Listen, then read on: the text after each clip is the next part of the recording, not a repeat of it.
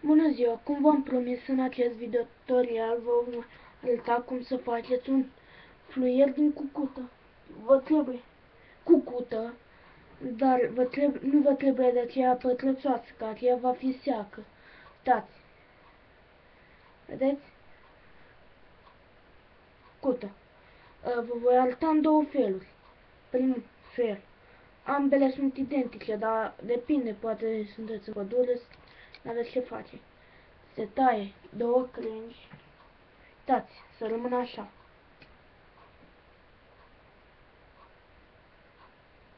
Vedeți? După aia se taie acesta de deasupra. Până cade, n-aveți treabă. Se taie, uitați. Vedeți? De aici. Se taie până cade. Uitați.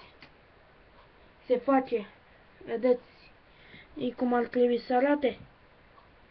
Exact așa. Se face o mică crestătură. Dar fiți atenți. Numai pe un capăt. Să nu iasă pe celălalt capăt. Că altfel nu va funcționa. Se dă până în jos. Și doar puțin. Nu aveți voie să tăiați aceste două. Sau asta. După aia puneți așa în gură, pe lângă mele. Așa, uitați. Trebuie să acoperiți crestătura care ați făcut-o, trebuie să o acoperiți în întregime cu gura. Fiți atenți.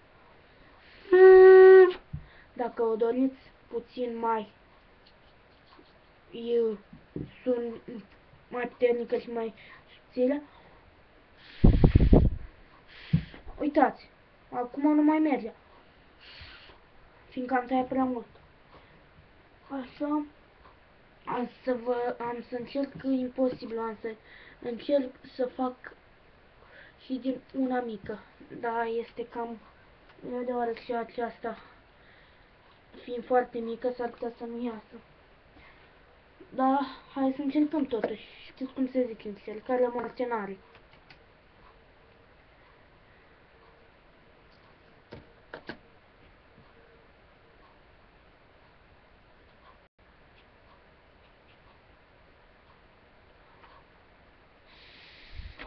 Se pare că nu merge.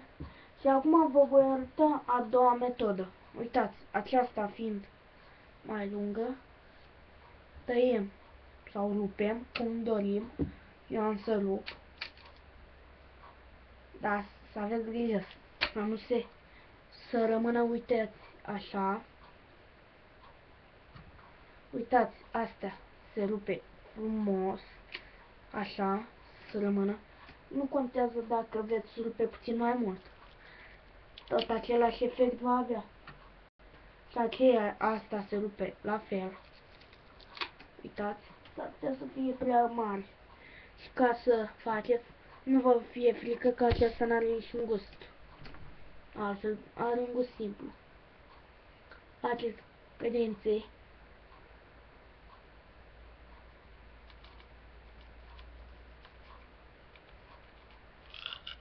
Uitați. Vedeți? Evident, cum credeam și eu că nu o să funcționeze așa.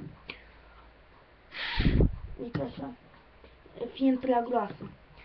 Dumneavoastră puteți încerca de mai multe ori. Depinde cu ce doriți dumneavoastră. Uitați, exact așa trebuie să fie. O tăiem și pe aceasta. Tăiem, o rupem. Ce vrem să facem? Eu am să o tai, că o să iasă mai ușor. Se poate și cu metoda fără cuțit, fără nimic. Dar o să fie puțin mai greu. Evident nu merge. Prima metodă a mers, am stricat-o. Deci